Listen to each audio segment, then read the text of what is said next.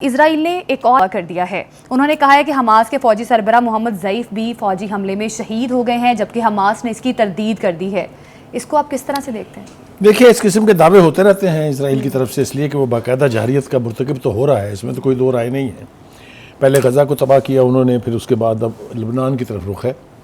لبنان کے جو حزب اللہ ہے انہوں نے ان کو وارننگ دی ہے کہ یہ آپ اس کو اتنی آسان کھیر مت سمجھیے گا جتنی آپ نے غزہ کو سمجھا تھا. آپ یہاں آئیں گے تو ہم اس کو ریزسٹ کریں گے. اور اگر آپ تاریخ اٹھا کے دیکھیں تو لبنان میں سب سے زیادہ سٹرونگ ریزسٹنس کا سامنا کرنا پڑا ہے اسرائیل کو جب بھی کبھی اس نے لبنان پر حملہ کیا ہے. ایک لیکن یہ اس طرح کے دعوے، اس کی تردید، پھر نئے دعوے، پھر نئی تردید، یہ تو ہوتی رہتی ہے. تو وہاں جہاں جنگ ہو رہی ہوتی ہے وہاں اس قسم کے فتوحات کے دعوے کیے جاتے ہیں.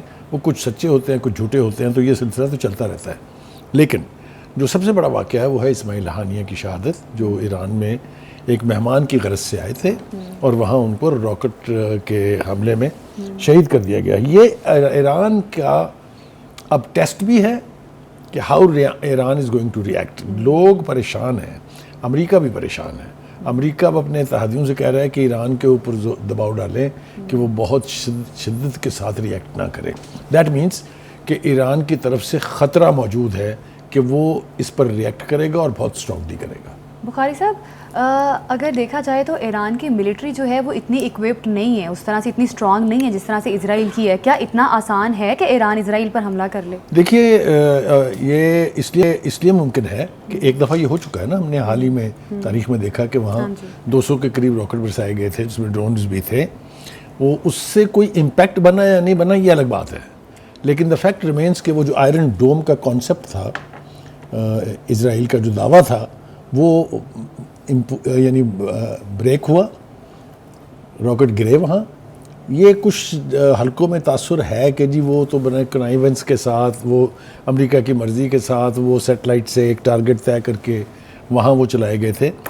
کچھ کا خیال یہ ہے، جو مسلمان ممالک میں جو کرٹکس ہیں ان کا خیال یہ ہے کہ دیکھیے آپ ایسا راکٹ چلائیں گے جس نے 7.5 گھنٹے میں پہنچنا ہے تو وہ اس کا کیا امپیکٹ ہوگا. By the time it will reach their وہ اپنے انتظامات کر چکے ہوں گے اس کو برباد کرنے کے بھی، اس راکٹ کو اور اس ڈرون کو، اور تحفظ کے اقدامات بھی وہ کر چکے ہوں گے.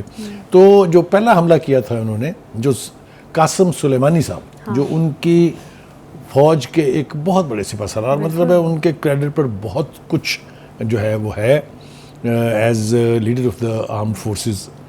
تو اس کی شہادت کا بدلے کے حوالے سے لوگوں کا خیال یہ تھا کہ ایران اس سے زیادہ شدت کے ساتھ ریئیکٹ کرے گا.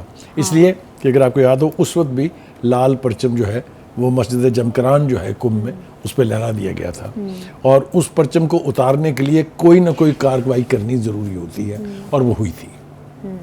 اب یہ واقعہ جو ہے نا، یہ کئی اعتبار سے اگر آپ اس کو دیکھیں، ایک تو وہ مہمان تھے.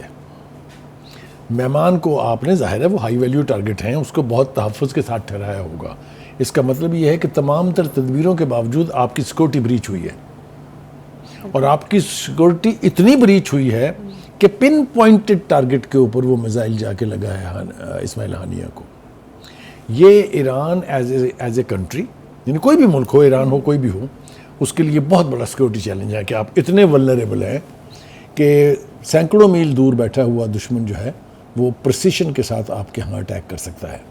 اور میں چونکہ ایران کئی مرتبہ جا چکا ہوں، بہت سی کانفرنسز میں نے اٹینڈ کی ہیں، تو جس طرح کا ان کا یعنی کئی ٹیئرز ہیں ان کی سیکورٹی کے. ان کے ہاں پاسدار ہیں، ان کے ہاں ریگولر فورسز ہیں، ان کے ہاں بسیج ہیں، ان کے ہاں بے پناہ فورسز ہیں. امریکہ آج تک بیسیکلی تو اس کو بریچ کرنے میں کامیاب نہیں ہو سکا، کیونکہ جو قاسم سلیمانی کا واقعہ تھا یہ بھی ملک سے باہر تھا. عراق کے کسی ایئرپورٹ کے اوپر یہ ڈرون حملے میں ہلاک ہوئے تھے، شہید ہوئے تھے. لیکن یہ جو انسائیڈ ایران اتنی پینیٹریشن ہے، یہ بہت شدید پریشانی کا باعث ہے. تو بخاری صاحب، سب سے پہلے تو پھر ایران کو اپنے ڈیفنس سسٹم کو اسٹرینتھن کرنے کی ضرورت ہے. جو آپ نے سوال پہلے پوچھا، میں ذرا اس کا جواب دے دوں کہ کیا اس کی فورسز اتنی ایکوپڈ ہے. دیکھیے، ان کی فورسز کے حوالے سے چونکہ میں نے بہت کام کیا ہے اس کے اوپر، میں نے اخبار میں لکھا بھی ہے، میں نے وہاں سے رپورٹ بھی کیا ہے. وہاں جو باختران سیکٹر میں باختران پروونس میں جو الام سیکٹر تھا، جہاں خرم شہر کے ری کیپچرز ہوا تھا، میں نے وہاں سے لائیو رپورٹ کیا ہے with missile I mean passing through over our head and our sides. اچھا تو اس لیے مجھے ایران کی فورسز کے بارے میں کوئی ابہام نہیں ہے. ٹھیک. ایک تو وہاں فارمل جو فوجی جس طرح ہوتے ہیں وہ ایک فوج کا حصہ ہے, ایک پاسداران ہیں جن کو کہتے ہیں کہ وہ ایران کے انقلاب کا تحفظ کرنے والی فورس ہے. Very forceful, very well equipped and very well trained. اس کے بعد ان کے پاس ایک ہیوج فورس ہے 55 لاکھ کے قریب بسیج کی. اچھا. Basij are volunteers. انہوں نے یہاں پٹی باندھی ہوتی ہے, آپ نے دیکھا ہوگا ایران کی تصویروں میں, اس پہ لکھا ہوتا ہے جہاد فی سبیل اللہ. بالکل دیکھا ہے. وہ ملازم نہیں ہے فوج کے, وہ اپنے اپنے کام کرتے ہیں, کوئی دفتروں میں کام کرتا ہے, کوئی بزنس کرتا ہے, کوئی کچھ کرتا ہے, لیکن 4 گھنٹے کے نوٹس پر وہ اپنے اپنے سینٹر میں رپورٹ کر دیتے ہیں. And they are more trained and equipped than the army. So اتنی بڑی فورس کو انڈرمائن تو آپ نہیں کر سکتے, لیکن دیکھنا یہی ہے کہ اس کی جو کیپیسٹی ہے ٹو اٹیک اسرائیل, وہ اپنی پراکسیز کے ذریعے جائیں گے. مثال کے طور پر سیریا سے اٹیک ہو سکتا ہے, مثال کے طور پر یمن سے اٹیک ہو سکتا ہے, لیکن یہ تو آلریڈی ان ایکشن ہے نا یہ اسپاٹ جو ہیں.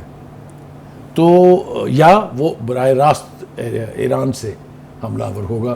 یہ بات بالکل طے ہے. کیسا ہوگا میں نہیں کہہ سکتا, لیکن یہ نہیں ہو سکتا کہ اسرائیل کو اس کے اوپر آنکھیں بند کر کے ایران بیٹھ جائے. یہ نہیں ہوگا. جس طریقے سے انہوں نے جو نماز جنازہ ہوئی ہے اس کے اوپر براہ راست حملے کا حکم دیا ہے. رہبر انقلاب از the ultimate authority in Iran, and when he Cs some thing and when he announces a decision like this, اس پر عمل تو ہونا ہے. میں اور آپ بیٹھ کے شاید اسی اگلے شروع ہونے والے ہفتے میں اس پہ بات کر رہے ہوں گے کہ ایران نے کیا کیا ہے. لیکن بخاری صاحب اگر تھوڑی پاسٹ ہسٹری ایران کی دیکھی جائے, جس طرح سے ابھی آپ بتا بھی رہے تھے, قاسم سلیمانی ایک ٹاپ لیڈر تھا, جس طرح سے ان کو شہید کیا, پھر ان کے سائنٹسٹ تھے بڑے ٹاپ سائنٹسٹ, ان کو بھی سیٹلائٹ کے ذریعے ٹارگٹ کیا موساد نے, جو کہ اسرائیلی اسپائی ایجنسی ہے. تو کیا اتنا آسان ہوگا ان کو, ایران کو ایران ٹارگٹ کرے گا اتنی آسانی سے اسرائیل کو, کیونکہ پاسٹ ہسٹری میں تو انہوں نے کچھ بھی نہیں کیا. دیکھیے میں عرض کروں آپ سے, ایک تو میں نے کہا کہ مثال تو انہوں نے قائم کی نا, اس کا افیکٹ ہوا یا نہیں ہوا, that's another thing, but they attacked تل اویو وچ is the capital of Israel. ایک دوسری بات یہ ہے کہ وہ جو بریچ ہوئے تھے پہلے سیکورٹی کے, یہ ان کی سرزمین سے باہر تھے, خاص طور سے قاسم سلیمانی کا. ہاں ٹھیک ہے, یہ بریچ ہوا ہے in the heart of Tehran which is the capital of Iran. اس کے اوپر میں خاموشی تو متوقع نہیں ہوں کر رہا ہوں, مجھے توقع نہیں کہ خاموش رہیں گے, لیکن ہاں یہ دیکھنا ہوگا کہ ان کی کیپیسٹی کتنی ہے and how deeply they attack Israel. These are the I mean areas which we can only talk about when it happens. ٹھیک ہے, ریٹیلیشن تو ہوگی اب, یہ تو اس میں تو کوئی یعنی آپ اس کو رول آؤٹ کر ہی نہیں سکتے. جس لیول پر کہہ دیا گیا ہے, جو انڈیکیشن دکھا دیے گئے ہیں, تو بخاری صاحب پھر تو اسرائیل بھی ریٹیلیٹ کرے گا, تو کھلم کھلا بہت بڑی جنگ لگ سکتی ہے. دیکھیے اسی لیے تو اس کے اور اسرائیل کے پیچھے بیک کر رہا ہے امریکہ. میں نے آپ کو کہا کہ امریکہ اور اس کے اتحادی بہت پریشان ہیں, اور وہاں پر ایک کنسنسس سے بات کہی جا رہی ہے کہ ایران پہ دباؤ ڈالیں کہ وہ ریئیکٹ نہ کرے. اس کا مطلب یہ ہے کہ وہ بھی انٹیسپیٹ کر رہے ہیں کہ ایران نے کرنا تو ہے کچھ. جیسا میں نے کہا کہ یہ ہمیں اس وقت ہی پتہ چلے گا جب یہ سب کچھ ہو جائے گا.